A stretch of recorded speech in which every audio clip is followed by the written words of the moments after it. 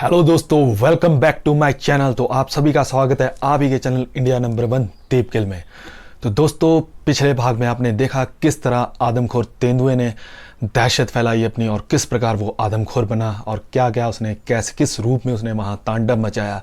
तो दोस्तों, इस भाग में मैं बताने जा रहा हूँ आपको कि जिम कॉर्बेट जी बताते हैं कि जब वो वहाँ पर गए और उन्होंने उस इलाके का एग्जामिनेशन किया, एक मुआयना किया, और जो चीफ डिप्टी कमिश्नर थे वहाँ उस गढ़वाल के, वो जब वो गए हुए थे पौड़ी, तो उनके इंस्पेक्शन बंगलों में उन्होंने अपना रहने के लिए स्थान बनाया अपने साथियों के साथ। और इसी दौरान जिम कॉर्बेट जी बताते हैं कि वो एक सुबह जब उठते हैं तो वो इस आदमखोर तेंदुए के पग मार्क्स को, जो उसके पैरों के निशान थे, वो देखते हैं कि वो उनके घर बंगलों की तरफ आए थे।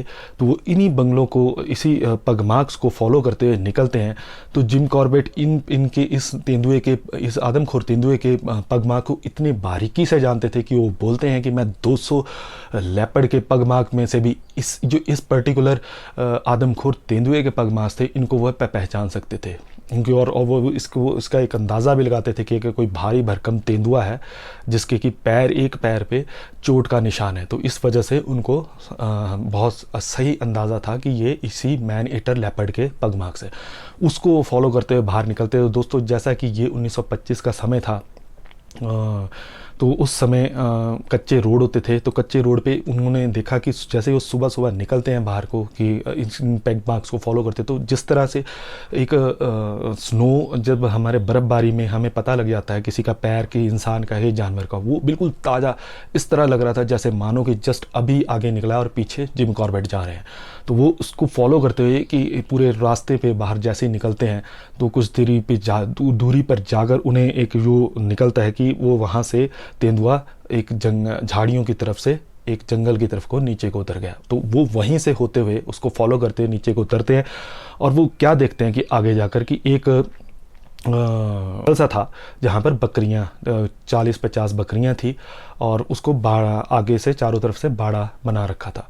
वो उसको अंदर जाते हैं और वो देखते हैं एक आदमी निकल कर आता है। तो वो आदमी निकल कर उनसे पूछता है कि जी भाई साहब, मैं आपकी क्या हेल्प कर सकता हूँ। तो वो उसे बताते हैं कि मुझे आपकी एक बकरी चाहिए भेंट के रूप में। भेंट दोस्तों होता है कि जब किसी आदमखोर को पकड़ना होता है तो उसको आकर्षित करने के लिए एक भैंस या बकरी को भेंट के रूप में कहीं बांधा रखा जाता है, ताकि मैन ईटर या आदमखोर जो मांसाहारी लेपर्ड या तेंदुआ या अपना टाइगर है, वो उससे आकर्षित होकर उसका शिकार करने के चक्कर में आते हैं, और उस समय उन्हें पकड़ा या मार दिया जाता है। तो वो उससे मांग रहे थे, लेकिन अभी तक उस आदमी ने ये जवाब नहीं दिया कि वो अपनी बकरी देगा या नहीं। उसने पहले उनको सिगरेट ऑफर की। दोनों ने सिगरेट सुलगाई, और सिगरेट सुलगाते हुए उनकी आपस में बातचीत आरंभ होती है। तो वो आदमी उनको बताता है कि साहब, आप ज़रूर जिम कॉर्बेट होंगे, क्योंकि उसे पता था कि यहाँ जो वारदात हो रही थी आसपास वो मैन ईटर की, तेंदुए की, तो वो भी उस चीज़ को जानता था। तो उसने ये बोला कि साहब, ऐसा है कि ये जो आप बोल रहे हैं तेंदुआ कर रहा है ये आसपास की वारदात, ये मेरा मानना, ये तेंदुआ नहीं, ये कोई प्रेत आत्मा का काम है। तो आप देख सकते हैं दोस्तों, जिम कॉर्बेट जी बोलते हैं कि वहाँ पर इतना कर्फ्यू और इतना जो माहौल था कि लोगों की अपनी समझ पर भी इसका असर पड़ गया था। लोगों को विश्वास और अंधविश्वास का एक बारीक का धागा आपस में उलझ चुका था। कुछ समझ नहीं आ रहा था लोगों को कि क्या हो रहा है क्या नहीं हो रहा है। तो वो बोलता है कि ये कोई आदमखोर तेंदुआ नहीं बल्कि एक प्रेत आत्मा करती है। तो इसी दौरान वो एक इंसिडेंट बताता है, एक घटना बताता है कि जो उसके पिताजी ने बताई थी कि कुछ साल पहले एक उसके भी गांव में ऐसी ही वारदात हो रही थी, लोगों को मारने की और खाए जाने की। तो वो बताते हैं कि इसी प्रकार फिर वो वहाँ के उस गाँव के लोग इकट्ठे हुए, और उन्होंने देखा कि जहाँ पर ये सब हो रहा था वहाँ एक कुटिया थी जहाँ पर एक साधु रहता था। तो उस साधु पर लोगों का शक गया। तो लोगों ने सोचा कि इस साधु को जाकर हम देखेंगे और मारेंगे, अगर यही निकला तो इसको हम मार देंगे। तो इसी प्रकार वहाँ उनकी पंचायत हुई और उनका डिसाइड हुआ कि हम इसको मॉनिटर करेंगे, और 3 टीमें बनी। जो तीसरी टीम थी, इनके पिताजी उसमें शामिल थे, इस आदमी के, जो जिम कॉर्बेट जी को बता रहे थे। तो उसी दौरान वो रात को बैठते हैं, तो एक रात देखते हैं कि साधु बाहर निकलता है और रात को चला जाता है कुटिया से बाहर निकल के। कुछ समय पश्चात जंगल से की तरफ से एक, जहाँ पर कुछ झोंपड़ियाँ बनी थी, वहाँ से चीखने की आवाज़ आती है किसी की, और ये सारे चौकन्ने हो जाते हैं। और जैसे फिर भी ये लगातार उसको मॉनिटर करते हैं जब तक कि उसकी वापसी नहीं होती है। जो वो वापस आता है तो उसके मुंह और हाथों पे खून लगा होता है।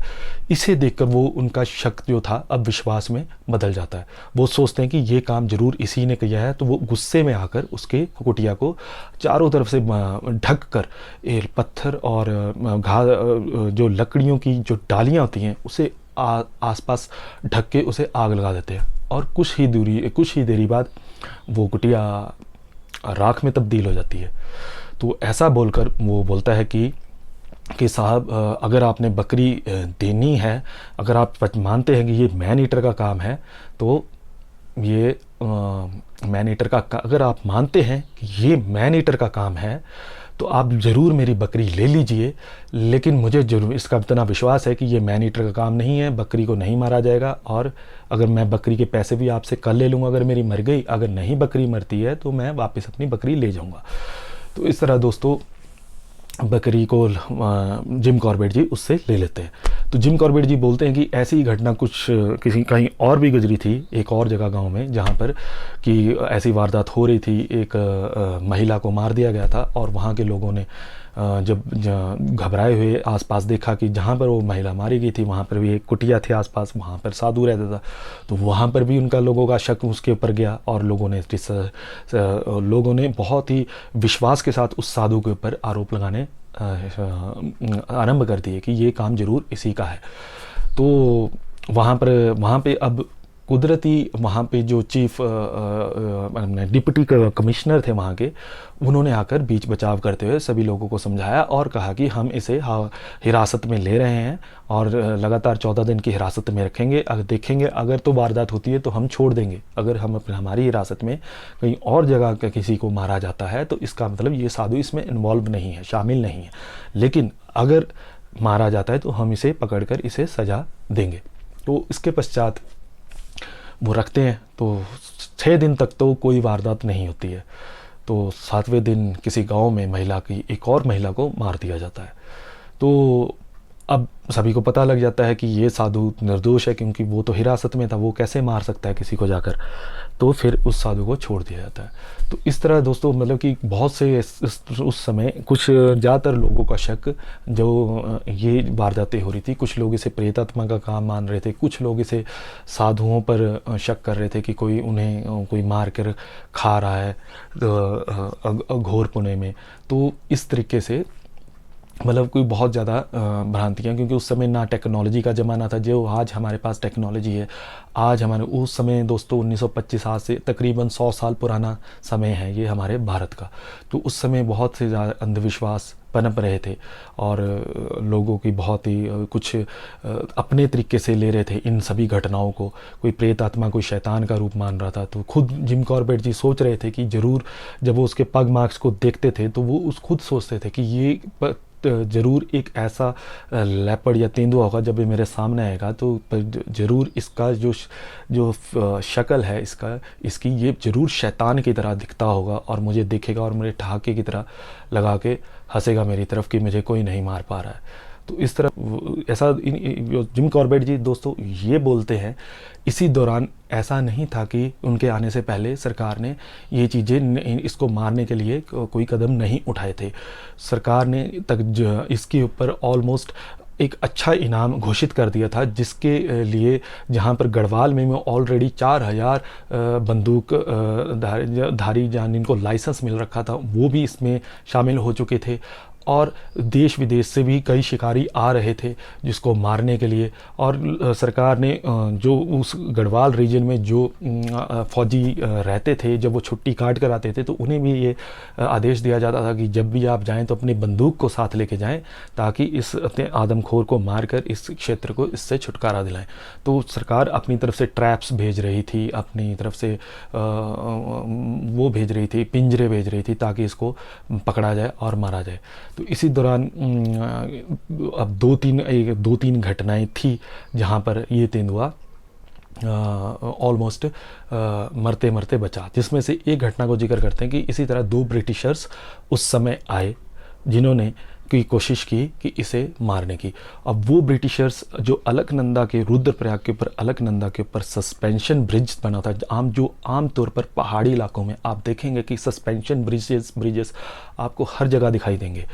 तो उस सस्पेंशन ब्रिज के एक एंड पर एक शिकारी बैठ गया और दूसरे एंड पर दूसरा शिकारी। तो जो इस एंड पे थे, अब उन्हें मालूम था कि उनका ये आइडिया था कि ज़रूर यहाँ से ये आदमखोर लेपर्ड निकलेगा या जाएगा। तो दोस्तों वो ऐसा ही करते हुए उन्हें 20 दिन हो जाते हैं वहाँ पर बैठे हुए।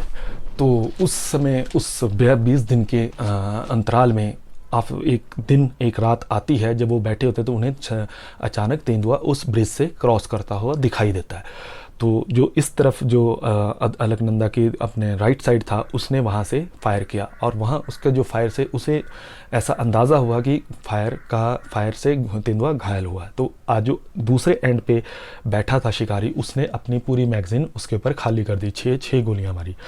अब उसे भी ये अंदाज़ा हुआ कि ये लेपर्ड की जो गोली है उसकी छाती या सर में लगी है और वो घायल होकर दौड़ा है।